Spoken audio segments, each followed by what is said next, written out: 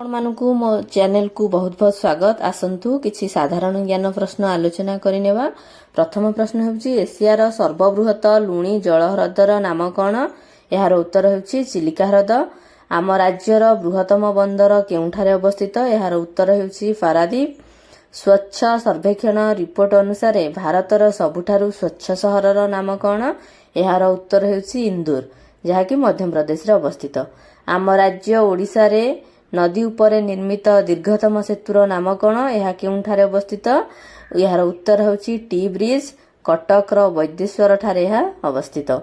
ଓଡ଼ିଶାର ଉଚ୍ଚତମ ମନ୍ଦିରର ନାମ କ'ଣ? ଏହାର ଉତ୍ତରଟି ହେଉଛି ଶ୍ରୀ ଲିଙ୍ଗରାଜ ମନ୍ଦିର। ଆମ ଦେଶର ଲୌହ ମାନବ ରୂପେ କିଏ ପରିଚିତ? ଏହାର ଉତ୍ତର ହେଉଛି ସର୍ଦ୍ଦାର ବଲ୍ଲଭଭାଇ ପଟେଲ। ପୃଥିବୀର ଉଚ୍ଚତମ ପ୍ରତିମୂର୍ତ୍ତିର ନାମ କ'ଣ? ଏହାର ଉତ୍ତର ହେଉଛି ଷ୍ଟାଚ୍ୟୁ ଅଫ୍ ୟୁନିଟି, 182 ମିଟର ଉଚ୍ଚ। ଏହା କେଉଁ ମହାପୁରୁଷଙ୍କ ପ୍ରତିମୂର୍ତ୍ତି? ଏହାର ଉତ୍ତର ହେଉଛି ସର୍ଦ୍ଦାର ପଟେଲଙ୍କ ପ୍ରତିମୂର୍ତ୍ତି। ଏହି ପ୍ରତିମୂର୍ତ୍ତି କେଉଁଠାରେ ଅବସ୍ଥିତ? ଏହାର ଉତ୍ତର ହେଉଛି ଗୁଜରାଟର ସର୍ଦ୍ଦାର ସରୋବର ଡ୍ୟାମ ଠାରେ। ସର୍ଦ୍ଦାର ପଟେଲ ସ୍ୱାଧୀନ ଭାରତରେ ପ୍ରଥମେ କେଉଁ ଦାୟିତ୍ୱ ଗ୍ରହଣ କରିଥିଲେ? ଏହାର ଉତ୍ତର ହେଉଛି ପ୍ରଥମ କେନ୍ଦ୍ର ଗୃହମନ୍ତ୍ରୀ ତଥା ଉପପ୍ରଧାନମନ୍ତ୍ରୀ। ଭିଡିଓଟି ଭଲ ଲାଗୁଥିଲେ ଏହାକୁ ଲାଇକ୍ କରିବେ ଓ ମୋ ଚ୍ୟାନେଲକୁ ସବସ୍କ୍ରାଇବ କରିବେ। ପୃଥିବୀର ବୃହତ୍ତମ ମରୁଭୂମିର ନାମ କ'ଣ? ଏହାର ଉତ୍ତର ହେଉଛି ସାହାରା ମରୁଭୂମି।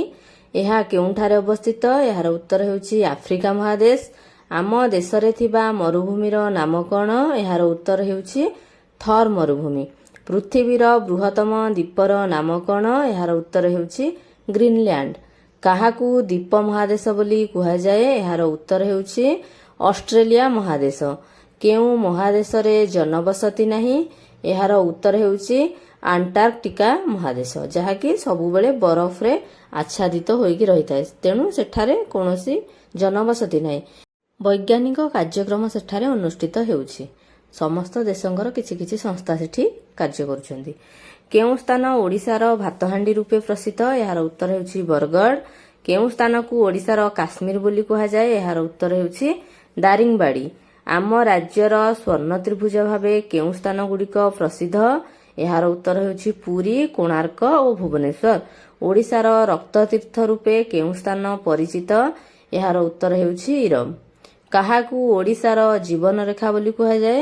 ଏହାର ଉତ୍ତରଟି ହେଉଛି ମହାନଦୀ। ମହାନଦୀକୁ ଆମ ଓଡ଼ିଶାର ବହୁତ ଲୋକ ତା ଉପରେ ନିର୍ଭରଶୀଳ, ତେଣୁକରି ମହାନଦୀକୁ ଆମ ଓଡ଼ିଶାର ଜୀବନରେଖା ବୋଲି କୁହାଯାଏ।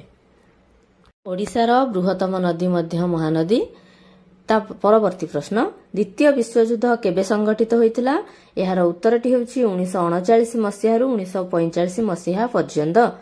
ଦ୍ୱିତୀୟ ବିଶ୍ୱଯୁଦ୍ଧ ସମୟରେ ସଂଯୁକ୍ତ ରାଷ୍ଟ୍ର ଆମେରିକା କେଉଁ ଦେଶ ଉପରେ ପରମାଣୁ ବୋମା ପ୍ରୟୋଗ କରିଥିଲା?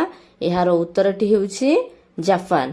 କେଉଁ ସହର ଦ୍ୱୟ ଉପରେ ଏହି ବୋମା ଆକ୍ରମଣ କରାଯାଇଥିଲା? ଏହାର ଉତ୍ତର ହେଉଛି ହିରୋସୀମା ସହର ଓ ନାଗାସାକି ସହର। ପରମାଣୁ ବୋମା ଦ୍ୱୟର ନାମ କ'ଣ ଥିଲା?